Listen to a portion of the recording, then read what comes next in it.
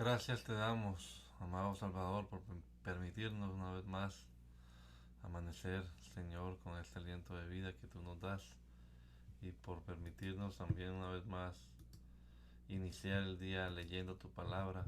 Siempre pedimos, Dios, que nos des sabiduría, nos des entendimiento para poder comprender lo que leamos. Ilumínanos, Señor, con tu Santo Espíritu, que sea un libro abierto realmente este texto que leamos hoy, Señor. Que podamos aplicarlo a nuestra vida, que podamos entender claramente tu palabra. En el nombre poderoso de Jesús te lo rogamos, Señor. Amén. Amén. La nueva versión internacional, capítulo 22 de Hechos de los Apóstoles. Padres y hermanos, escuchen ahora mi defensa. Al oír que les hablaba en arameo, guardaron más silencio. Pablo continuó: Yo soy judío, nacido en Tarso de Cilicia, pero criado en esta ciudad. Bajo la tutela de Gamaliel recibí instrucción cabal en la ley de nuestros antepasados y fui tan celoso de Dios los como cualquiera de ustedes lo es hoy en día. Perseguí a muerte a los seguidores de este camino, arrestando y echando en la cárcel a hombres y mujeres por igual. Y así lo pueden atestiguar el sumo sacerdote y todo el consejo de ancianos. Incluso obtuve de parte de ellos cartas de extradición para nuestros hermanos judíos en Damasco. Y fui allá con el fin de traer presos a Jerusalén a los que encontrara para que fueran castigados. Sucedió que a eso del mediodía, cuando me acercaba a Damasco, una intensa luz del cielo relampagueó de repente a mi alrededor. Caí al suelo y oí una voz que me decía: Saulo, Saulo, ¿por qué me persigues? ¿Quién eres, Señor?, pregunté. Yo soy Jesús de Nazaret, a quien tú persigues, me contestó él. Los que me acompañaban vieron la luz, pero no percibieron la voz del que me hablaba. ¿Qué debo hacer, Señor?, le pregunté. Levántate, dijo el Señor, y entra en Damasco. Allí se te dirá todo lo que se ha dispuesto que hagas. Mis compañeros me llevaron de la mano hasta Damasco porque el resplandor de aquella luz me había dejado ciego. Vino a verme un tal Ananías, hombre devoto que observaba la ley y a quien respetaban mucho los judíos que allí vivían. Se puso a mi lado y me dijo: Hermano Saulo, recibe la vista. Y en aquel mismo instante recobré la vista y pude verlo.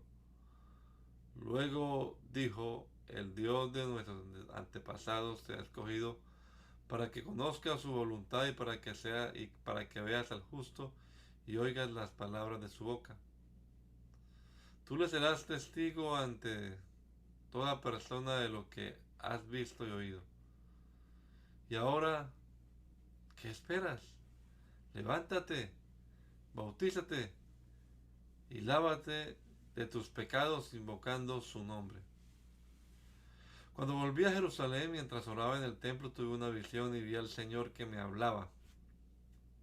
Date prisa, sal inmediatamente de Jerusalén porque no aceptarán tu testimonio acerca de mí. Señor, le respondí, ellos saben que yo andaba de sinagoga en sinagoga encarcelando y azotando a los que creen en ti. Y cuando se derramaba la sangre de tu testimonio, Esteban, de, cuando se derramaba la sangre de tu testigo Esteban, ahí estaba yo, dando mi aprobación y cuidando la ropa de quienes lo mataban. Pero el Señor me replicó: vete, yo te enviaré lejos a los gentiles. La multitud estuvo escuchando a Pablo hasta que pronunció esas palabras y entonces levantaron la voz y gritaron: bórralo de la tierra, ese tipo no merece vivir. Como seguían gritando, tirando sus mantos y arrojando polvo al aire, el comandante ordenó que metieran a Pablo en el cuartel. mandó que lo interrogaran a latigazos con el fin de averiguar por qué gritaban así contra él. Cuando lo estaban sujetando con cadenas para azotarlo, Pablo le dijo al centurión que estaba allí: ¿permite la ley que ustedes azoten a un ciudadano romano antes de ser juzgado? Al oír esto, el centurión fue y avisó al comandante: ¿qué va a hacer usted? Resulta que ese hombre es ciudadano romano. El comandante se acercó a Pablo y le dijo: dime, ¿eres ciudadano romano? Sí, lo soy. A mí me costó una fortuna adquirir mi ciudadanía, le dijo el comandante. Pues yo la tengo de nacimiento, replicó Pablo. Los que iban a interrogarlo se retiraron enseguida. Al darse cuenta de que Pablo era ciudadano romano, el comandante mismo se asustó de haberlo encadenado. Al día siguiente, como el comandante quería saber con certeza de qué acusaban los judíos a Pablo, lo desató y mandó que se reunieran los jefes de los sacerdotes y el consejo en pleno, y luego llevó a Pablo para que compareciera ante ellos. Pablo se quedó mirando fijamente al consejo y dijo: hermanos, hasta hoy yo he actuado delante de Dios con toda buena conciencia. Ante esto, el sumo sacerdote Ananías ordenó a los que estaban cerca de Pablo que le golpearan en la boca. Hipócrita, a usted también lo voy a golpear. Perdón, hipócrita, a usted también lo va a golpear Dios, reaccionó Pablo. Ahí está sentado para juzgarme según la ley. ¿Y usted mismo viola la ley al mandar que me golpeen? Los que estaban junto a Pablo le interpelaron: ¿cómo te atreves a insultar al sumo sacerdote de Dios?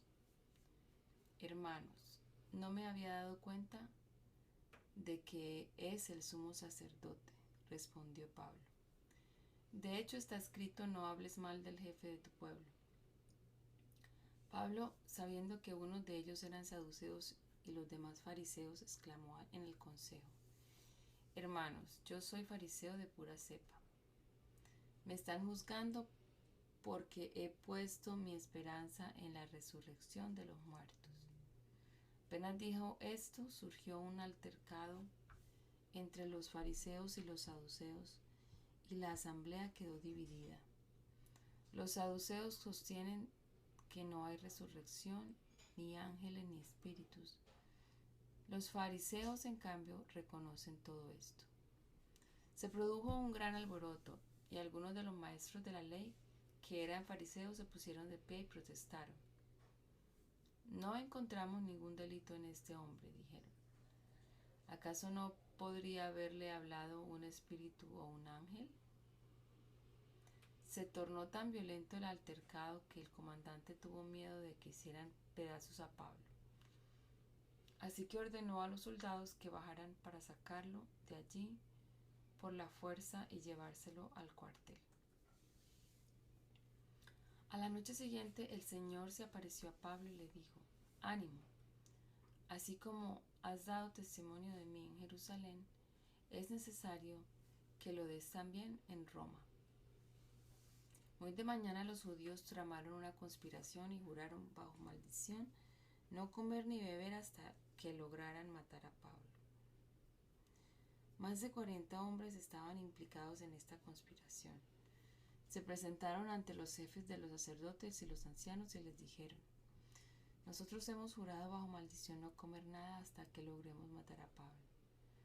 Ahora, con el respaldo del consejo, pídanle al comandante que haga comparecer al reo ante ustedes, con el pretexto de obtener información más precisa sobre su caso. Nosotros estaremos listos para matarlo en el camino. Pero cuando el hijo de la hermana de Pablo se enteró de esta emboscada, entró en el cuartel y avisó a Pablo. Este llamó entonces a uno de los centuriones y le pidió: lleve a este joven al comandante, porque tiene algo que decirle.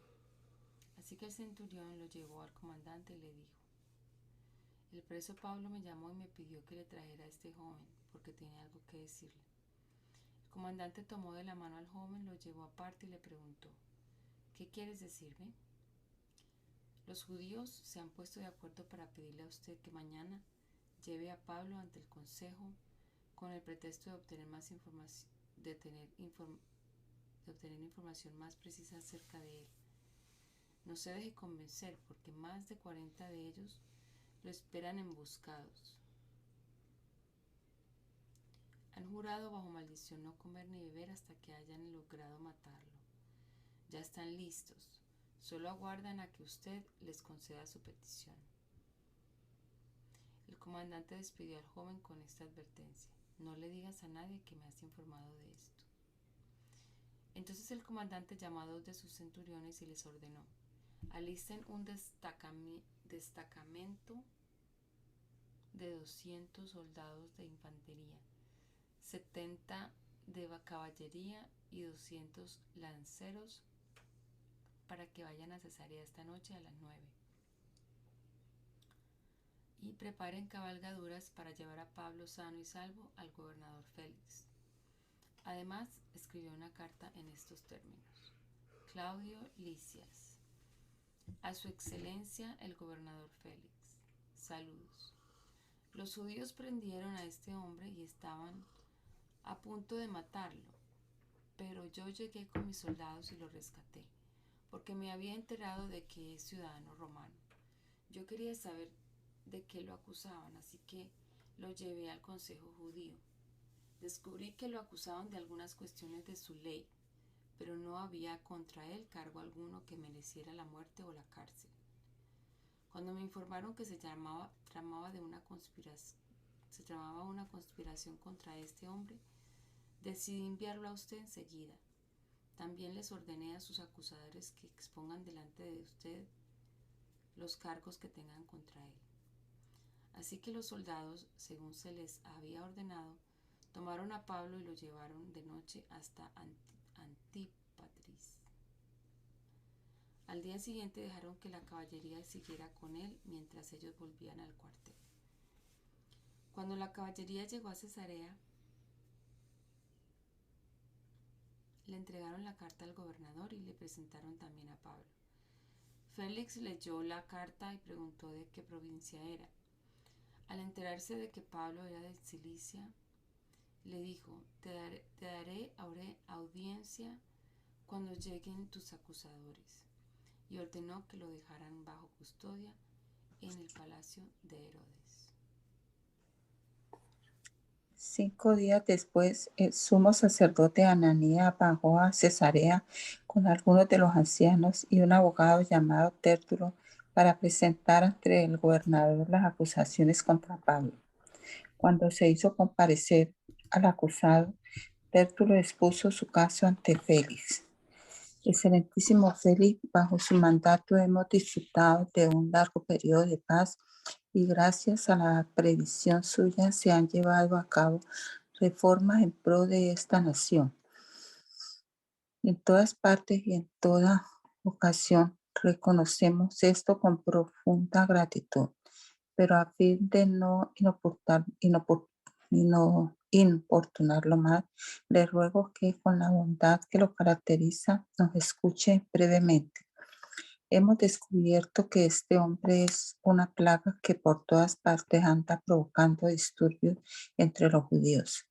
Es cabecilla de la secta de los nazarenos. Incluso trató de profanar el templo. Por eso lo prendimos. Usted mismo, al interrogarlo, podrá cerciorarse de la verdad de todas las acusaciones que presentamos contra él. Los judíos corroboraron la acusación afirmando que todo esto era cierto.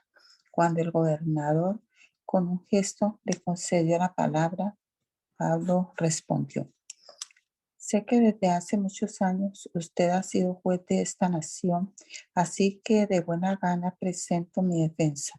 Usted puede comprobar fácilmente que no hace más de 12 días que subí a Jerusalén para adorar. Mis acusadores no me encontraron discutiendo con nadie en el templo, ni promoviendo motines entre la gente de las sinagogas, ni en ninguna otra parte de la ciudad. Tampoco pueden probarle a usted las cosas que ahora me acusan.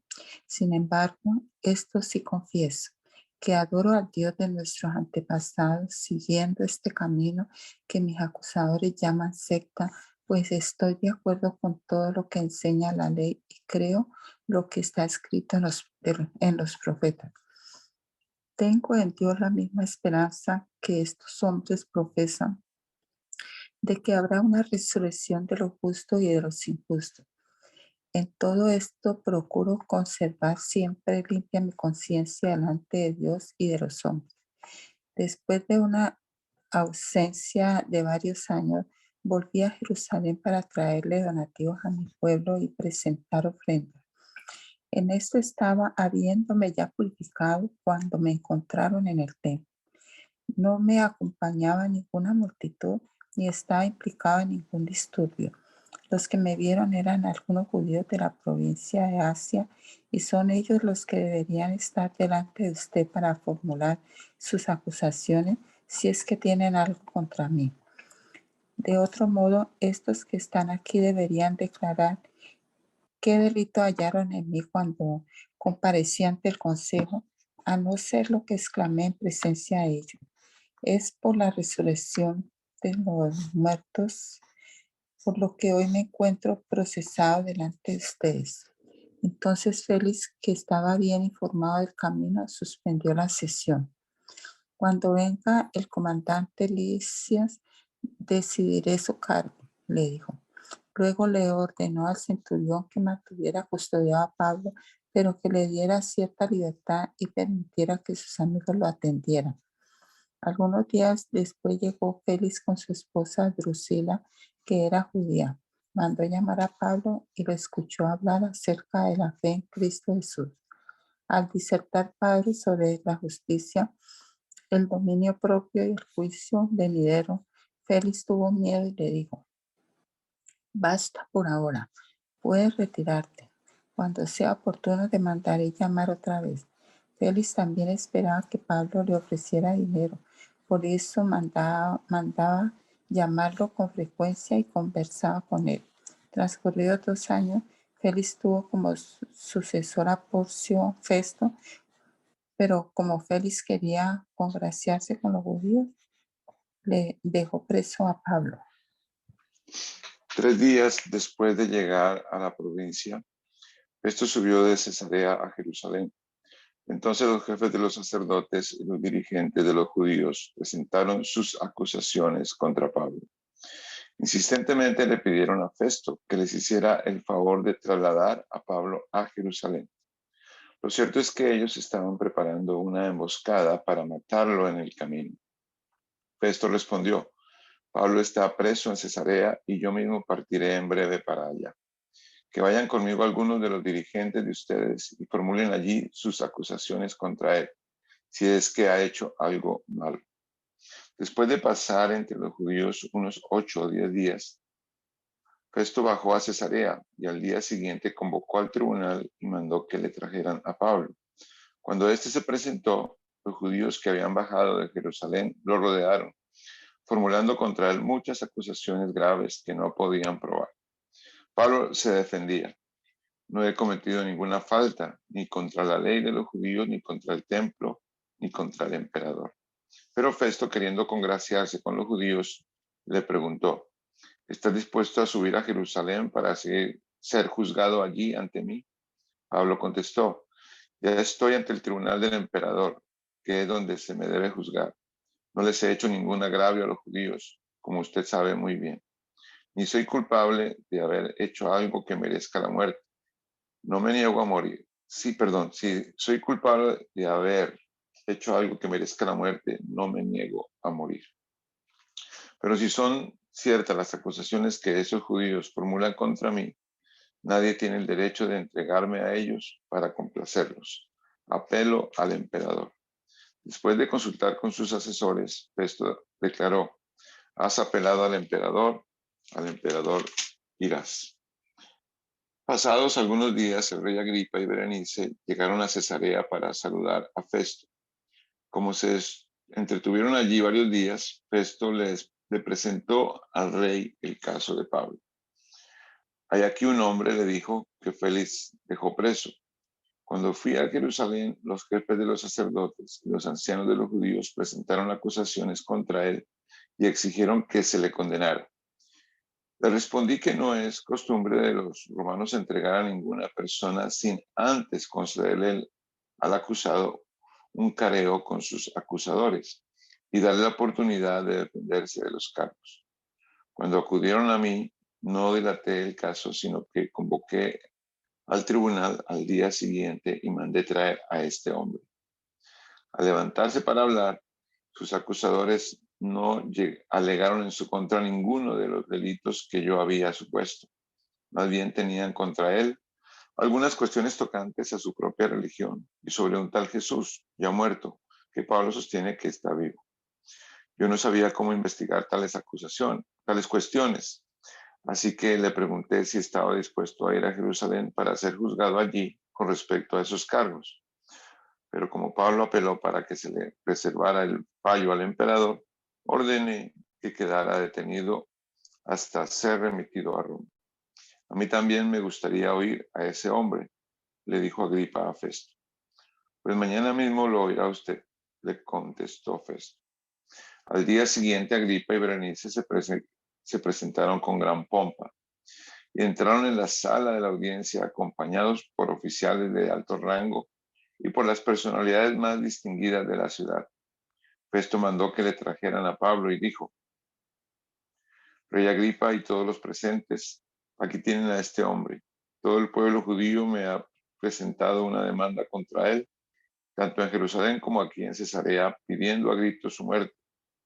He llegado a la conclusión de que él no ha hecho nada que merezca la muerte, pero como apeló al emperador, he decidido enviarlo a Roma. Este problema es que no tengo definido nada que escribir al soberano acerca de él. Por eso lo he hecho comparecer ante ustedes, especialmente delante de usted, Rey Agripa, para que como resultado de esta investigación tenga yo algunos datos para mi cargo. Me parece absurdo enviar un preso sin especificar los cargos contra él. Entonces Agripa le dijo a Pablo: ¿tienes permiso para defenderte? Y Pablo hizo un ademán con la mano y comenzó así su defensa.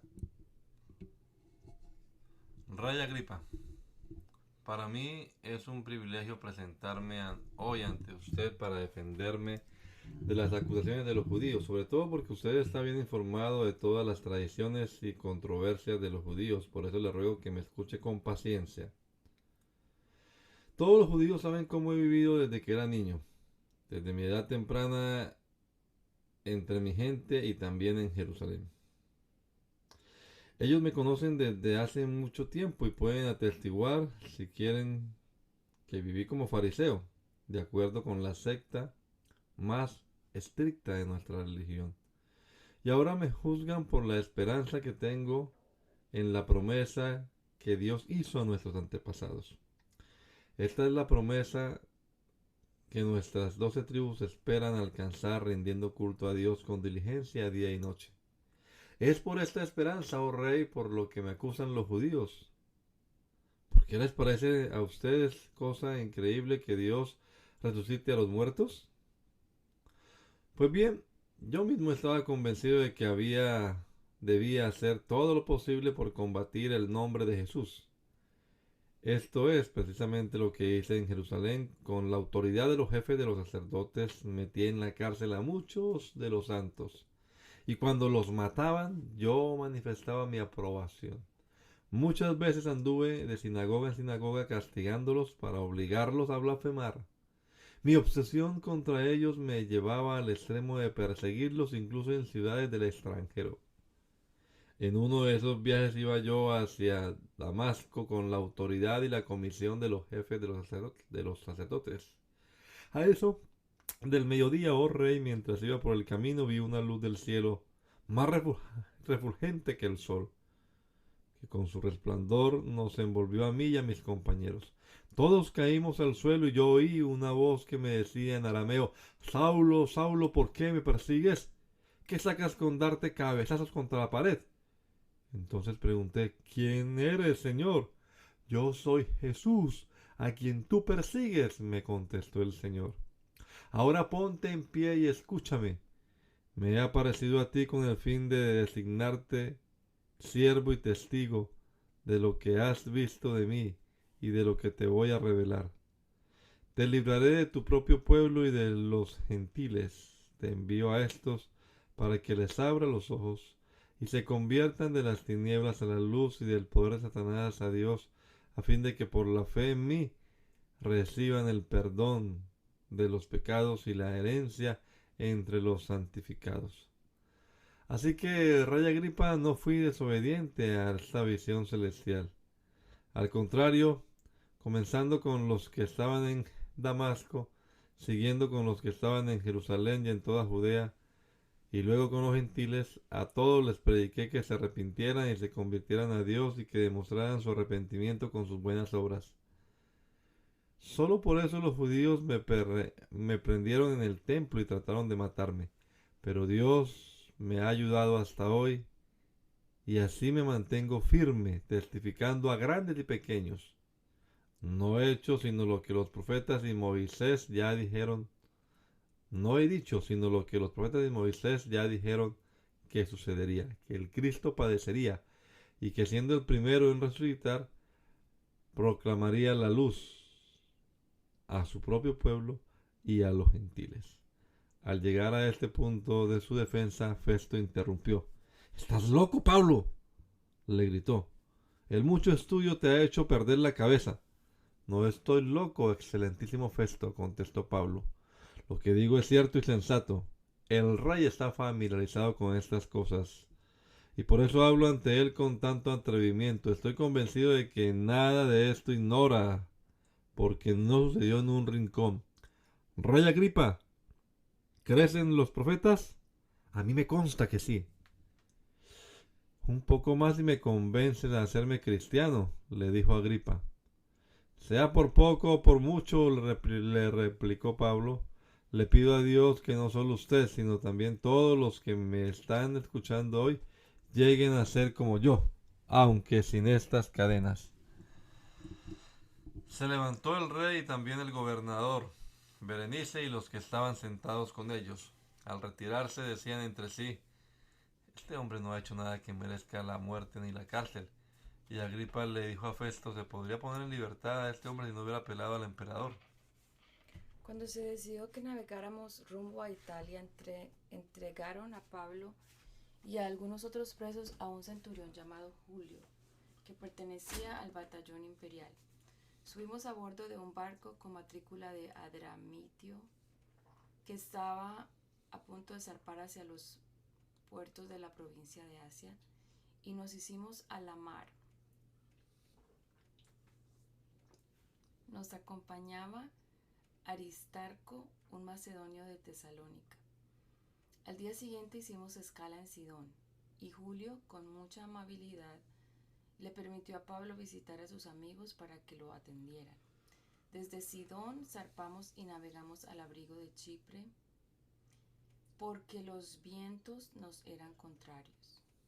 Después de atravesar el mar frente a las costas de Cilicia y Panfilia, arribamos a Mira de Licia.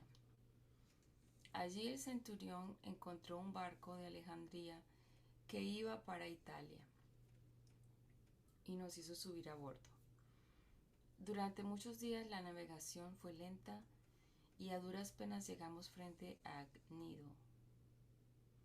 Como el viento nos era desfavorable para seguir el rumbo trazado, navegamos al amparo de Creta, frente a Salmona. Seguimos con dificultad a lo largo de la costa y llegamos a un lugar llamado Buenos Puertos, cerca de la ciudad de Lasea. Se había perdido mucho tiempo y era peligrosa la navegación por haber pasado ya la fiesta del ayuno. Así que Pablo les advirtió: Señores, veo que nuestro viaje va a ser desastroso y que va a causar mucho perjuicio tanto para el barco y su carga como para nuestras propias vidas. Pero el centurión, en vez de hacerle caso, siguió el consejo del timonel y del dueño del barco. Como el puerto no era adecuado para invernar, la mayoría decidió que debíamos seguir adelante con la esperanza de llegar a Fenice, puerto de Creta que da al suroeste y al noroeste, y pasar allí el invierno. Cuando comenzó a soplar un viento suave del sur, creyeron que podían conseguir lo que querían, así que levaron anclas y navegaron junto a la costa de Creta. Poco después se nos vino encima un viento huracanado llamado nordeste, que venía desde la isla. El barco quedó atrapado por la tempestad y no podía hacerle frente al viento, así que nos dejamos llevar a la deriva. Mientras pasábamos al abrigo de un islote llamado Cauda, a duras penas pudimos sujetar el bote salvavidas. Después de subirlo a bordo, amarraron con sogas todo el casco del barco para reforzarlo. Temiendo que fueran a encallar en los bancos de arena de la Sirte, echaron el ancla flotante y dejaron el barco a la deriva. Al día siguiente, dado que la tempestad seguía arremetiendo con mucha fuerza contra nosotros, comenzaron a arrojar la carga por la borda. Al tercer día, con sus propias manos arrojaron al mar los aparejos del barco. Como pasaron muchos días sin que aparecieran ni el sol ni las estrellas, y la tempestad seguía arreciando, perdimos al fin toda esperanza de salvarnos. Llevábamos ya mucho tiempo sin comer, así que Pablo se puso en medio de todos y dijo: Señores, debían haber seguido mi consejo y no haber zarpado de Creta. Así se habrían ahorrado este perjuicio y esta pérdida. Pero ahora los exhorto a cobrar ánimo, porque ninguno de ustedes perderá la vida, solo se perderá el barco. Anoche se me apareció un ángel del Dios a quien pertenezco y a quien sirvo, y me dijo: No tengas miedo, Pablo, tienes que comparecer ante el emperador, y Dios te ha concedido la vida de todos los que navegan contigo. Así que ánimo, señores, confío en Dios que sucederá tal y como se me dijo. Sin embargo, tenemos que encallar en alguna isla. Ya habíamos pasado 14 noches a la deriva por el mar Adriático, cuando a eso de la medianoche los marineros presintieron que se aproximaban a tierra.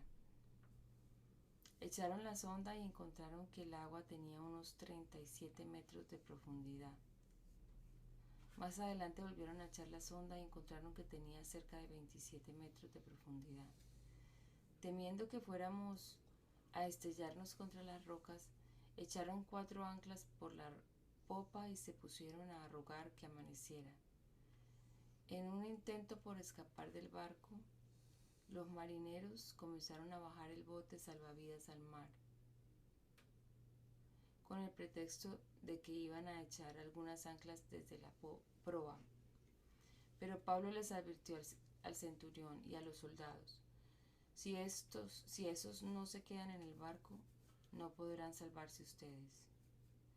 Así que los soldados cortaron las amarras del bote salvavidas y lo dejaron caer al agua. Estaba a punto de amanecer cuando Pablo animó a todos a tomar alimento. Hoy hace ya 14 días que ustedes están con la vida en un hilo y siguen sin probar bocado. Les ruego que coman algo, pues lo necesitan para sobrevivir. Ninguno de ustedes perderá ni un solo cabello de la cabeza. Dicho esto, tomó pan y dio gracias a Dios delante de todos. Luego lo partió y comenzó a comer. Todos se animaron y también comieron. Éramos en total 276 personas en el barco. Una vez satisfechos, aligeraron el barco echando el trigo al mar. Cuando amaneció, no reconocieron la tierra, pero vieron una bahía que tenía playa, donde decidieron encallar el barco a como diera lugar. Cortaron las anclas y las dejaron caer en el mar, desatando a la vez las amarras de los timones. Luego izaron a favor del viento la vela de proa y se dirigieron a la playa. Pero el barco fue a dar en un banco de arena y encalló.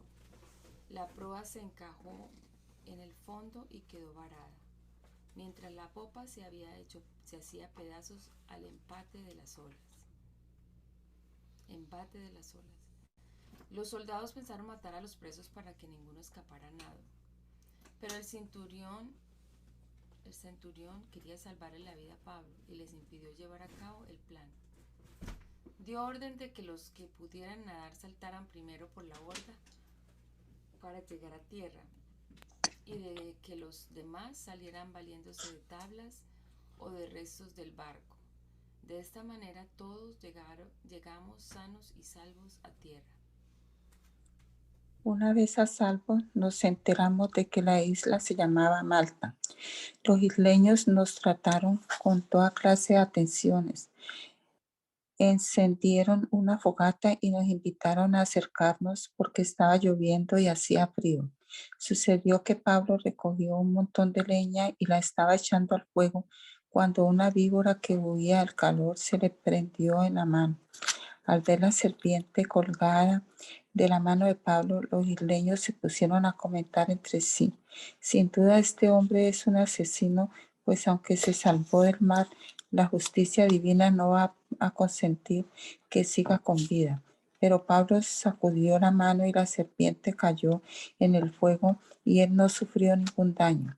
La gente esperaba que se hinchara o cayera muerto de repente, pero después de esperar un buen rato y de ver que nada extraño le sucedía, cambiaron de parecer y decían que era un dios.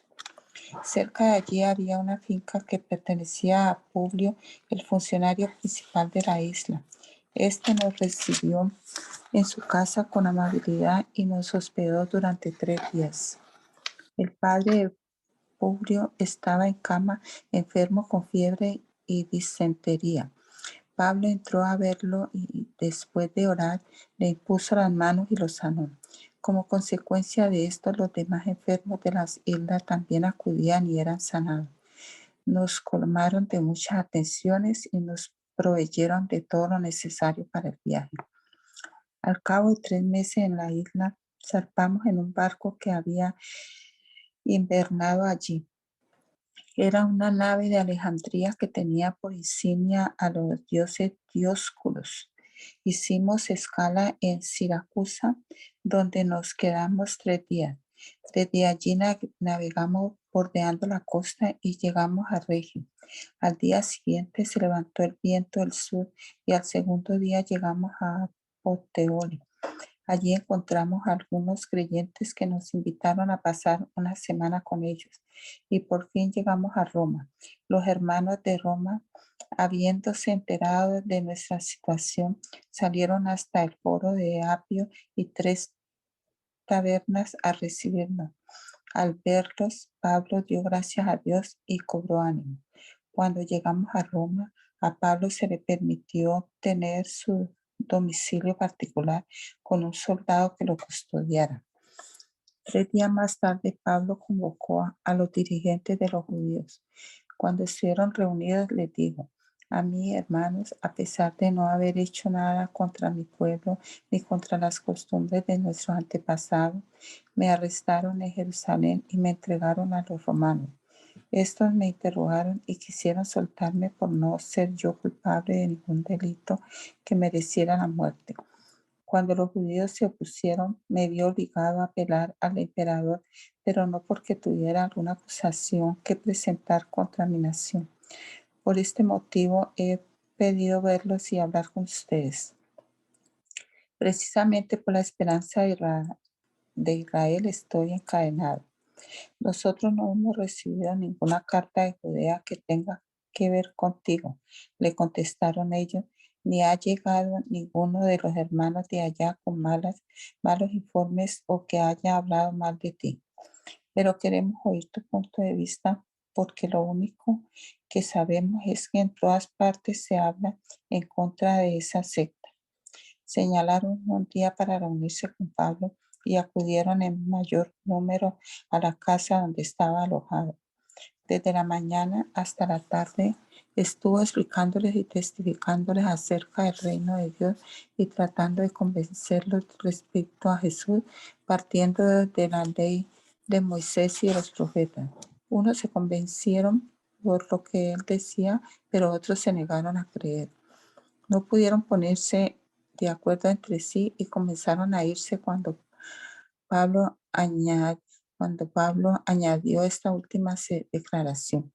Con razón el Espíritu Santo les habló a sus antepasados por medio del profeta Isaías diciendo, ve a este pueblo y dile, por mucho que oigan no entenderán, por mucho que vean no percibirán, porque el corazón de este pueblo se ha vuelto insensible. Se les han embotado los oídos y se les han cerrado los ojos. De lo contrario, verían con los ojos, oirían con los oídos, entenderían con el corazón y se convertirían y yo los sanaría. Por tanto, quiero que sepan que esta salvación de Dios se ha enviado a los gentiles y ellos sí escucharán. Durante 2 años completos permaneció Pablo en la casa que tenía alquilada y recibía a todos los que iban a verlo y predicaba el reino de Dios y enseñaba acerca del Señor Jesucristo sin impedimento y sin temor alguno.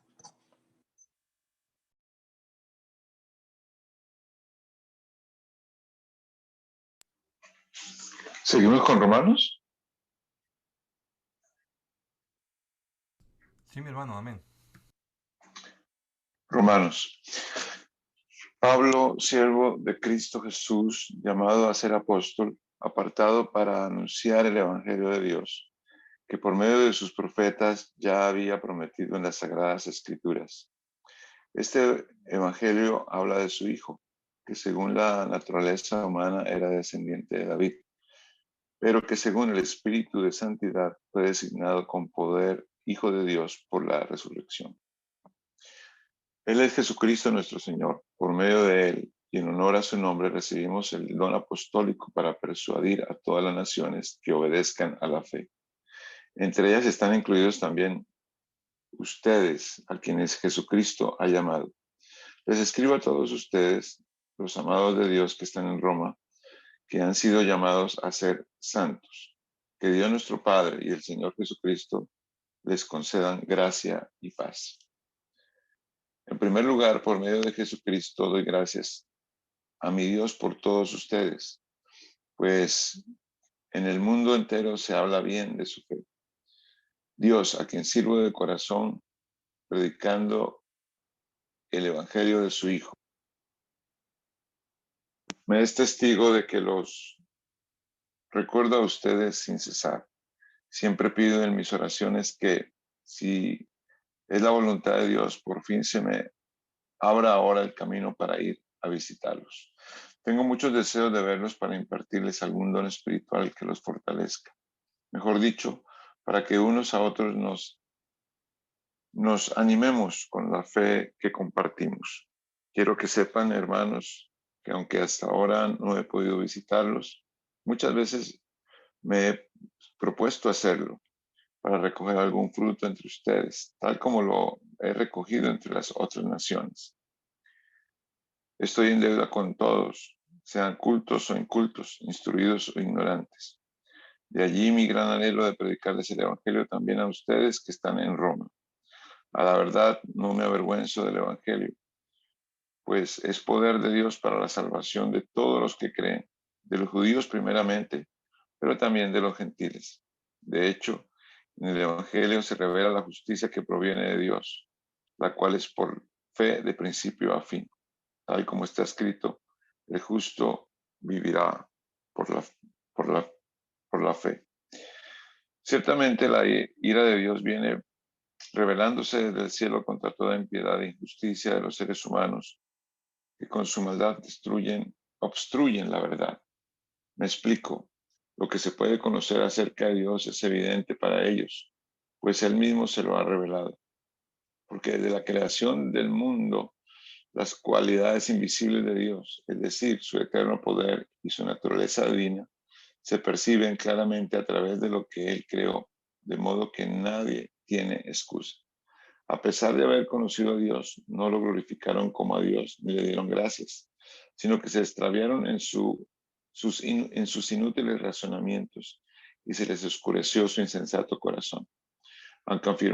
Aunque afirmaban ser sabios, se volvieron necios y cambiaron la gloria de Dios inmortal por imágenes que eran réplicas del hombre mortal, de las aves, de los cuadrúpedos y de los reptiles.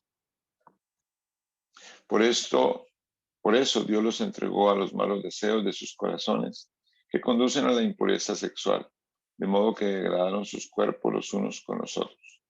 Cambiaron la verdad de Dios por la mentira, adorando y sirviendo a los seres creados antes que al Creador, quien es bendito por siempre. Amén. Por tanto, Dios los entregó a pasiones vergonzosas. En efecto, las mujeres cambiaron las relaciones naturales por las que van contra la naturaleza. Asimismo, los hombres dejaron las relaciones naturales con la mujer y se encendieron en pasiones lujuriosas los unos con los otros. Hombres con hombres cometieron actos indecentes y en sí mismos recibieron el castigo que merecía su perversión. Además, como estimaron que no valía la pena tomar en cuenta el conocimiento de Dios, Él a su vez los entregó a la depravación mental para que hicieran lo que no debían hacer. Se han llenado de toda clase de maldad, perversidad, avaricia y depravación. Están repletos de envidia, homicidios, disensiones, engaño y malicia. Son chismosos, calumniadores, enemigos de Dios, insolentes, soberbios y arrogantes. Se ingenian maldades, se rebelan contra sus padres. Son insensatos, desleales, insensibles, despiadados. Saben bien que, según el justo decreto de Dios, quienes practican. Sin embargo, no solo siguen predicándolas, sino que incluso aprueban a quienes las practican. Por lo tanto, no tienes excusa tú, quien quiera que seas, cuando juzgas a los demás. Pues al juzgar a otros te condenas a ti mismo, ya que practicas las mismas cosas. Ahora bien, sabemos que el juicio de Dios contra los que practican tales cosas se basa en la verdad. ¿Piensas entonces que vas a escapar del juicio de Dios, tú que juzgas a otros y sin embargo haces lo mismo que ellos? ¿No ves que desprecias las riquezas de la bondad de Dios, de su tolerancia y de su paciencia, al no reconocer que su bondad quiere llevarte al arrepentimiento? Pero por tu obstinación y por tu corazón empedernido, sigues acumulando castigo contra ti mismo para el día de la ira, cuando Dios revelará su justo juicio. Porque Dios pagará a cada uno según lo que merezcan sus obras. Él dará vida eterna a los que perseverando en las buenas obras buscan gloria, honor e inmortalidad. Pero los que por egoísmo rechazan la verdad para aferrarse a la maldad recibirán el gran castigo de Dios. Habrá sufrimiento y angustia para todos los que hacen el mal, los judíos primeramente y también los gentiles. Pero gloria, honor y paz para todos los que hacen el bien, los judíos primeramente y también los gentiles, porque con Dios no hay favoritismos. Todos los que han pecado sin conocer la ley también perecerán sin la ley, y los que han pecado conociendo la ley por la ley serán juzgados. Porque Dios no considera justos a los que oyen la ley, sino a los que la cumplen. De hecho, cuando los gentiles que no tienen la ley cumplen por naturaleza lo que la ley exige, ellos son ley para sí mismos aunque no tengan la ley. Estos muestran que llevan escrito en el corazón lo que la ley exige, como lo atestigua su conciencia, pues sus propios pensamientos algunas veces lo acusan y otras veces los excusan. Así sucederá el día en que por medio de Jesucristo Dios juzgará los secretos de toda persona, como lo declara mi evangelio. Ahora bien, tú que llevas el nombre de judío, que dependes de la ley y te jactas de tu relación con Dios, que conoces su voluntad y sabes discernir lo que es mejor porque eres instruido por la ley, que estás convencido de ser guía de los ciegos y luz de los que están en la oscuridad, instructor de los ignorantes, maestro de los sencillos, pues tienes en la ley la esencia misma del conocimiento y de la verdad. En fin, tú que enseñas a otros, ¿no te enseñas a ti mismo? Tú que predicas contra el robo, ¿robas? Tú que dices que no se debe cometer adulterio, ¿adulteras? Tú que aborreces a los ídolos, ¿robas de sus templos? Tú que te jactas de la ley, ¿deshonras a Dios quebrantando la ley? Así está escrito: por causa de ustedes se blasfema el nombre de Dios entre los gentiles. La circuncisión tiene valor si observa la ley, pero si la quebrantas viene a ser como un incircunciso. Por lo tanto, si los gentiles cumplen los requisitos de la ley, no se les condenará, no se les considerará como si estuvieran circuncidados. El que no está físicamente circuncidado, pero obedece la ley, te condenará a ti, que a pesar de tener el mandamiento escrito y la circuncisión, quebrantas la ley. Lo exterior no hace a nadie judío, ni consiste la circuncisión en una señal en el cuerpo. El verdadero judío lo es interiormente, y la circuncisión es la del corazón, la que realiza el espíritu, no el mandamiento escrito. Al que es judío así, lo alaba Dios y no la gente. Entonces, ¿qué se gana con ser judío o qué valor tiene la circuncisión? Mucho, desde cualquier punto de vista. En primer lugar, a los judíos se les confiaron las palabras mismas de Dios. Pero entonces, si a alguno les faltó la fe, ¿acaso su falta de fe anula la fidelidad de Dios? De ninguna manera. Dios es siempre veraz, aunque el hombre sea mentiroso. Así está escrito. Por eso, eres justo en tu sentencia y triunfarás cuando te juzguen. Pero si nuestra injusticia pone de relieve la justicia de Dios, ¿qué diremos? ¿Que Dios es injusto al descargar sobre nosotros su ira? Hablo en términos humanos. De ninguna manera. Si así fuera, ¿cómo podría Dios juzgar al mundo? Alguien podría objetar: si mi mentira destaca la verdad de Dios y así aumenta su gloria, ¿por qué todavía se me juzga como pecador? ¿Por qué no decir: hagamos lo malo para que venga lo bueno? Así nos calumnian algunos, asegurando que eso es lo que enseñamos, pero bien merecida se tiene la condenación. ¿A qué conclusión llegamos? ¿Acaso los judíos somos mejores? De ninguna manera. Ya hemos demostrado que tanto los judíos como los gentiles están bajo el pecado. Así está escrito: no hay un solo justo, ni siquiera uno. No hay nadie que entienda, nadie que busque a Dios. Todos se han descarriado, a una se han corrompido. No hay nadie que haga lo bueno, no hay uno solo. Su garganta es un sepulcro abierto, con su lengua profieren engaños. Veneno de víbora hay en sus labios. Llena está su boca de maldiciones y de amargura. Veloces son sus pies para ir a derramar sangre. Dejan ruina y miseria en sus caminos, y no conocen la senda de la paz. No hay temor de Dios delante de sus ojos. Ahora bien, sabemos que todo lo que dice la ley lo dice a quienes están sujetos a ella, para que todo el mundo se calle la boca y quede convicto delante de Dios. Por tanto, nadie será justificado en presencia de Dios por hacer las obras que exige la ley. Más bien, mediante la ley cobramos conciencia del pecado. Pero ahora, sin la mediación de la ley, se ha manifestado la justicia de Dios, de la que dan testimonio la ley y los profetas. Esta justicia de Dios llega, mediante la fe en Jesucristo, a todos los que creen.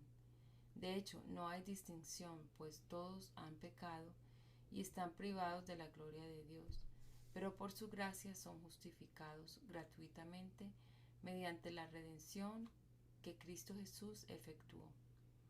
Dios lo ofreció como un sacrificio de expiación que se recibe por la fe en su sangre, para así demostrar su justicia. Anteriormente, en su paciencia, Dios había pasado por alto los pecados, pero en el tiempo presente ha ofrecido a Jesucristo para manifestar su justicia.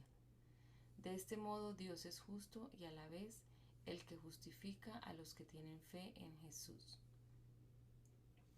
¿Dónde pues está la jactancia? Queda excluida. ¿Por cuál principio? ¿Por el de la observancia de la ley? No, sino por el de la fe. Porque sostenemos que todos somos justificados por la fe y no por las obras de la ley, no por las obras que la ley exige. ¿Es acaso Dios solo Dios de los judíos? ¿No lo es también de los gentiles? Sí, también es Dios de los gentiles, pues no hay más que un solo Dios. Él justificará por la fe a los que están circuncidados y mediante esa misma fe a los que no lo están. ¿Quiere decir que anulamos la ley con la fe? De ninguna manera. Más bien, confirmamos la ley. Entonces, ¿qué diremos en el caso de nuestro antepasado Abraham? En realidad, si Abraham hubiera sido justificado por las obras, habría tenido de qué jactarse, pero no delante de Dios. Pues, ¿qué dice la Escritura? Le creyó Abraham a Dios y esto le tomó en cuenta como justicia. Ahora bien, cuando alguien trabaja, no se le toma en cuenta el salario como un favor, sino como una deuda. Sin embargo, al que no trabaja, sino que cree en el que justifica al malvado, se le toma en cuenta la fe como justicia. David dice lo mismo cuando habla de la dicha de aquel a quien Dios le atribuye justicia sin la mediación de las obras. Dichosos aquellos a quienes se les perdonan las transgresiones y se les cubren los pecados. Dichoso aquel cuyo pecado el Señor no tomará en cuenta. ¿Acaso se ha reservado esta dicha solo para los que están circuncidados? ¿Acaso no es también para los gentiles? Hemos dicho que a Abraham se le tomó en cuenta la fe como justicia. ¿Bajo qué circunstancias sucedió esto? ¿Fue antes o después de ser circuncidado? Antes y no después. Es más, cuando todavía no estaba circuncidado, recibió la señal de la circuncisión como sello de la justicia que se le había tomado en cuenta por la fe. Por tanto, Abraham es padre de todos los que creen, aunque no hayan sido circuncidados, y a esto se les toma en cuenta su fe como justicia. Y también es padre de aquellos que, además de haber sido circuncidados, siguen las huellas de nuestro padre Abraham, quien creyó cuando todavía era incircunciso. En efecto, no fue mediante la ley como Abraham y su descendencia recibieron la promesa de que él sería heredero del mundo, sino mediante la fe, la cual se le tomó en cuenta como justicia. Porque si los que viven por la ley fueran los herederos, entonces la fe no tendría ya ningún valor y la promesa no serviría de nada. La ley, en efecto, acarrea castigo, pero donde no hay ley, tampoco hay transgresión. Por eso la promesa viene por la fe, a fin de que por la gracia quede garantizada para toda la descendencia de Abraham. Esta promesa no es solo para los que son de la ley, sino para los que son también de la fe en Abraham, quien es el Padre que tenemos en común delante de Dios, tal como está escrito. te he confirmado como padre de muchas naciones.